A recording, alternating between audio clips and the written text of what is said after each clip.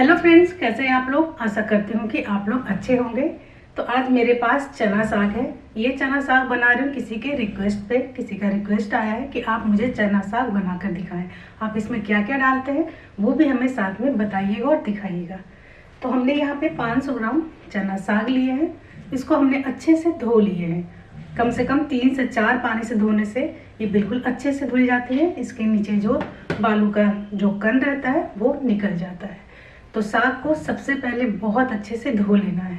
4 या 5 पानी से अच्छे से धोकर निकाल लेना है। इसके साथ में हमने यहाँ पे डाले हैं 20 ग्राम सोया, 20 ग्राम हरा धनिया और 20 ग्राम हमने यहाँ पे भथुआ साग लिए। ये तीनों साग मिला देने से साग का जो टेस्ट आएगा बहुत ही अच्छा आएगा। तो चलिए इसे बनाना शुरू करते हैं। तो यहाँ पे हमने साग ले लिया है, कुकर में डाल देंगे। तो सबसे पहले थोड़ा सा डालेंगे और उसमें हम डालेंगे हरी मिर्च। तो हरी मिर्च अपने हिसाब से डाल सकते हैं, तीखा आप अपने हिसाब से रख सकते हैं। यहाँ आपने 4 मिर्च का यूज़ किया, आप चाहे तो कम भी कर सकते हैं। साथ में आपने 3 बड़े लहसुन दिए, छोटी है तो 8-10 दे सकते हैं। 1 इंच अदरक का टुकड़ा छोटे छोटे टुकड़े में काट लें, या फिर आप इसे घिस कर भी डाल सकते हैं। और स्वाद के अनुसार यहाँ पे नमक भी ऐड कर देंगे। और जो हमने बताया था इसमें साग 3 तरह का, वो भी हमने इसमें ऐड कर दिए हैं। और इसमें जो बचे हुए हैं उसको भी हम इसमें ऐड करेंगे। तो हमने भी थोड़ा सा ही चना साग को डाले थे, अभी हम पूरा इसी में डाल देंगे। तो आप थोड़ा सा टाइट यानी दबा कर डालेंगे तो अच्छे से ये पूरा आ जाएगा आधा किलो साग, क्योंकि इतने साग में आराम से कुकर में बन जाएगा। तो थोड़ा सा दबा के डालिए, और जैसे ही गैस पे चढ़ाएंगे वैसे इसमें पानी भी छोड़ देगा। तो इसमें हम थोड़ा सा पानी यानी कि आधा कप से थोड़ा सा कम हमने इसमें पानी ऐड किए हैं। तो आप इसमें पानी भी ऐड कर दीजिएगा। और अब इसे हम ढक्कन लगाकर गैस पर चढ़ा देंगे। और हमें 3 सीटी लगानी है मीडियम फ्लेम पे। यहाँ पे हमने साग भी आपको दिखाया कि किस तरह का साग लेना चाहिए। जो ऊपर का सबसे सॉफ्ट वाला पार्ट होता है हमें वही साग लेनी है। ज़्यादा डंडी वाली लेंगे तो वो रेशेदार बनेंगी और खाने में बिल्कुल भी अच्छी नहीं लगेंगी। तो यहाँ पे साग खरीदने के टाइम में आप आराम से चेक करके लेना। तो अब यहाँ पे जैसे हमने कुकर चढ़ाए, पानी और साग दोनों गर्म हो चुका है। कुकर का ढक्कन लगाकर हमने 3 सीटी लगाए हैं मीडियम फ्लेम पे। अब यहाँ पे हमने 8 से 10 छोटी वाली लहसुन लिए हैं। इसे बारीक बारीक चॉप कर लेंगे, या आप चाकू की सहायता से कट कर लेंगे।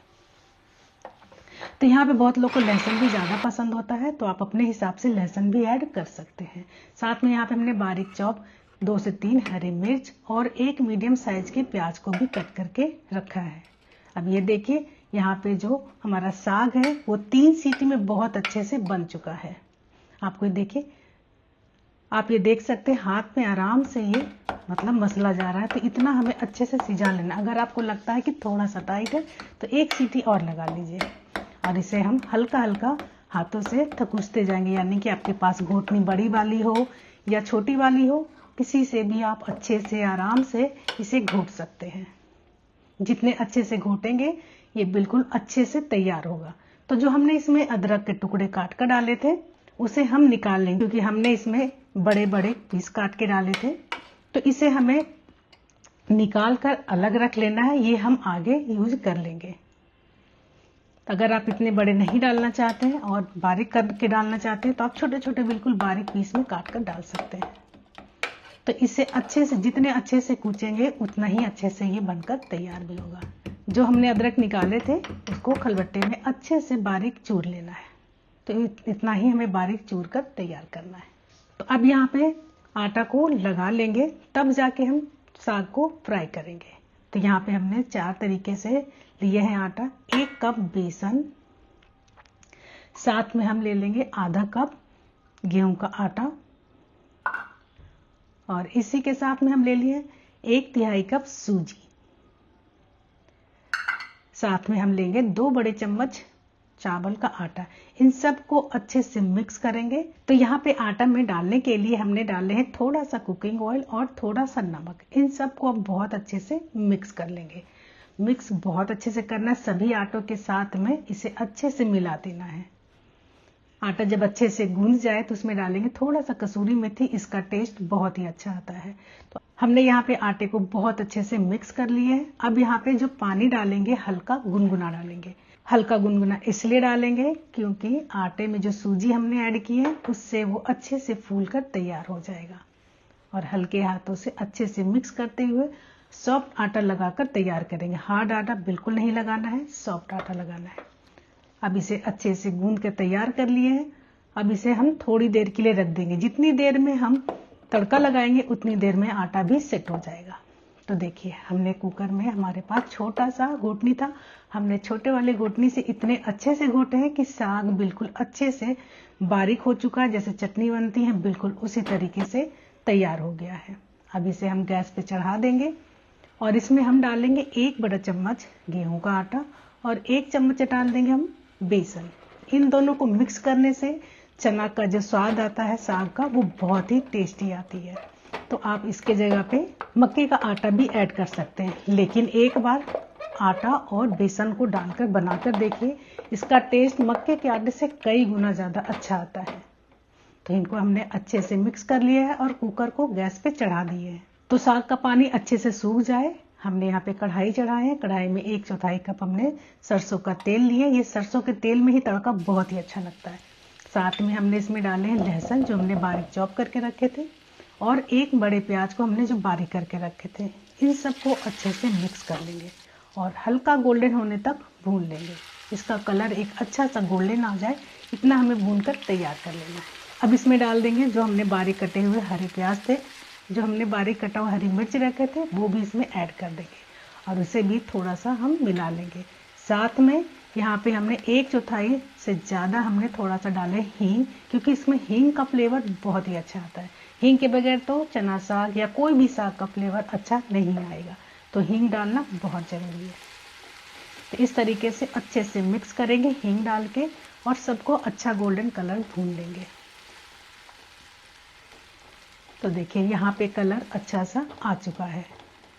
अब इसमें हमने जो साग को सुखा के कुकर में रखे थे, अब वो साग को हम कढ़ाई में ट्रांसफर और इसे भी हम 4 से 5 मिनट अच्छे से कढ़ाई में भून लेंगे, क्योंकि जितने अच्छे से साग भुना हुआ रहता है तड़के के साथ में उतना ही ज़्यादा टेस्टी बनकर तैयार होता है। तो यहाँ पे जो हम साग बना रहे बहुत ज़्यादा गीला नहीं बना रहे और बहुत ज़्यादा सूखा भी नहीं बना रहे, बिल्कुल इस तरीके से हम बना रहे हैं जिससे कि आप चावल के साथ या फिर मिक्स वाली रोटी के साथ आप आराम से इसे खा सकते हैं। तो बहुत ही अच्छे से ये तैयार हो चुका है। कुकर में भी एकदम घोट कर जैसे हमने बनाए हैं बहुत ही परफेक्ट बनकर तैयार हुआ है। हम आपको बार बार इसलिए उठाकर दिखा रहे साग को कि जो साग का थिकनेस है वो आप अपने हिसाब से एडजस्ट कर सकते हैं। यहाँ पे जो हमने अदरक को निकाले थे साग से उसको हमने अच्छे से कूट लिए हैं और इसे हम डालेंगे तेल में। तो तेल भी अच्छे से गर्म हो चुका था तड़का पैन में। अभी तेल में हम इसे अच्छे से मिक्स कर देंगे किसी भी चीज से पकड़कर। तो यहाँ पे हमने अदरक को इसलिए लास्ट में डाले हैं कि इसका टेस्ट बहुत ही अच्छा लगता है और एक क्रंचीपन सा आ जाता है इस अदरक में।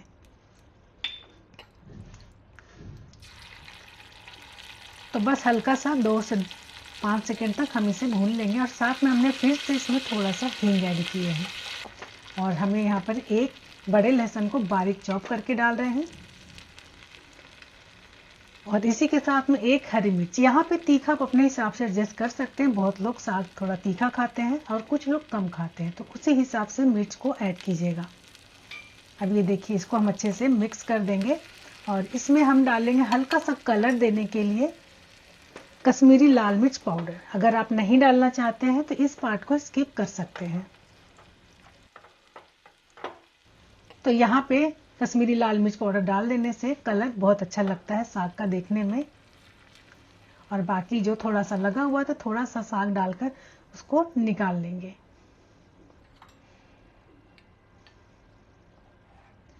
तो ये तड़का लग जाने से साग का टेस्ट और ज़्यादा बढ़ जाता है। गर्मा गर्म चावल के साथ भी गूंद कर खाइए, बहुत ही टेस्टी लगता है। तो अब इसके लिए जो हमने आटा लगाए हैं तो उसे हम चेक कर लेंगे। तो देखने में जितना सुंदर लग रहा है साग खाने में कई गुना टेस्टी भी है। तो आप इस तरीके से साग को जरूर बनाकर देखिएगा, आप सबको इसका टेस्ट बहुत ज़्यादा पसंद आएगा। तो हमने यहाँ पे आटे को पहले गूंद लिए थे और अब एक बार इसे हम चेक कर लेंगे। तो आटा बिल्कुल परफेक्ट बनकर तैयार हुआ, यानी कि हमने जैसे हल्का सा नरम ही गूंदे थे जिससे कि सूजी अच्छे से फूल जाए। तो अब यहाँ पे देखिए इसमें कुछ भी हमें पानी वानी डालने की जरूरत नहीं पड़ी है, अच्छे से एकदम से गूंदकर तैयार हुआ है। और अब अपने हिसाब से रोटी को थापते हुए, यानी कि हाथ पे पानी लगाकर थापेंगे और हम कढ़ाई अपने हिसाब से लोई निकालेंगे और हाथ में हल्का सा पानी या तेल जो भी लगाकर आप इसे हाथ पर ही थाप कर बना सकते हैं, या फिर बेलन से बेल कर आप डाल सकते हैं। तो यहाँ पे हमने हाथ से ही थाप के बनाए हैं, हल्का हल्का पानी लगाकर। तो बहुत अच्छे से तैयार हुआ है। और यहाँ पे हमने मोटे तले के लिए है तवा। जब थोड़ा मोटा तवा होता है तो ये अच्छे से अंदर तक सिकती है और दोनों तरफ अच्छे से हमें पलटते हुए सेक लेना है। जितने अच्छे से सेकेंगे अंदर से उतना ही अच्छे से पककर तैयार होगा। अगर अच्छे से नहीं सेकेंगे तो अंदर से कच्चा रहेगा, गुलगुला सा, खाने में अच्छा नहीं लगेगा। तो कपड़े से आप इस तरीके से सेक सकते हैं जैसे मैं यहाँ पे सेक रही हूँ। इसमें चाहे तो आप व्हाइट मक्खन या फिर घी या फिर देसी घी से इसे सेक सकते हैं, और या फिर बिना सेके भी, यानी कि बिना घी डाले भी आप इसे इस तरीके से बनाकर खा सकते हैं। डायरेक्ट गैस पे भी रख सकते हैं या फिर इस तरह से स्टैंड लगाकर भी आप इसे सेक सकते हैं। अगर आप चूल्हे पे बना रहे हैं तो चूल्हे की तो बात ही अलग है कि चूल्हे की रोटी या साग कुछ भी बहुत ज्यादा मजा आता है खाने में, उसका टेस्ट ही अलग आता है।